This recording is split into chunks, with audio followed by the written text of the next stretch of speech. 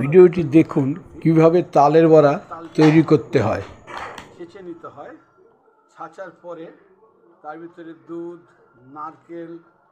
নারকেলের বাটা, নারকেলের দুধ সমস্ত কিছু মিশিয়ে এইভাবে একটি পাত্রে খুব সুন্দর করে জাল দিতে হয়। যতক্ষণ না এটি ঘন হবে ততক্ষণ পর্যন্ত এটাকে জাল দিয়ে যেতে হবে। জাল দেওয়ার পরে যখন এটা ঘন হয়ে উঠবে তারপরে কিছুক্ষণ নামিয়ে রাখার পরে এটাকে তালের বড়া তৈরি করা হবে। পরের ভিডিওতে আপনাদের সেই তালের বড়া করা দেখাচ্ছি।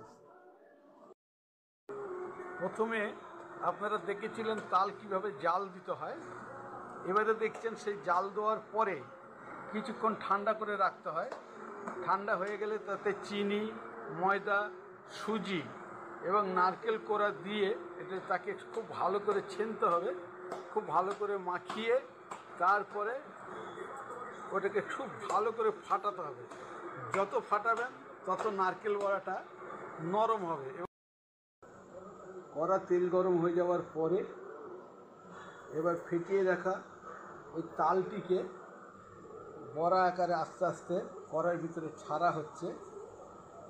এটা একটু লাল লাল করে ভেজে নিতে হবে। ভেজে নিলেই তালের বড়া। প্রথম খোলাটা হয়ে এলো, এইভাবে লাল হয়ে যাবে, আর একটু লাল হবে, তাই তো? আর একটু লাল হবে তো? আর একটু লাল হলেই, একটু কড়া ভাব হলেই তাল বড়াটা খেতে ভালো লাগে। আবার ভাজা হচ্ছে।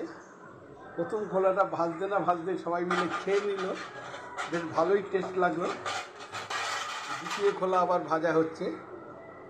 ঠিক এইভাবেই আপনারা তাল বড়া করতে পারবেন। এই রেসিপিটা আমি আর একবার আপনাদেরকে জানিয়ে দেবো।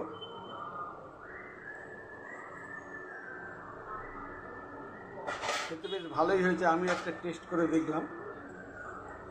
কি গো, কেমন হয়েছে মন? কিন্তু বানালে একটা খাও, ভেঙে দেখো ভিতরটা ভালো লাল হয়েছে কিনা, কাঁচা রয়ে গেছে কিনা।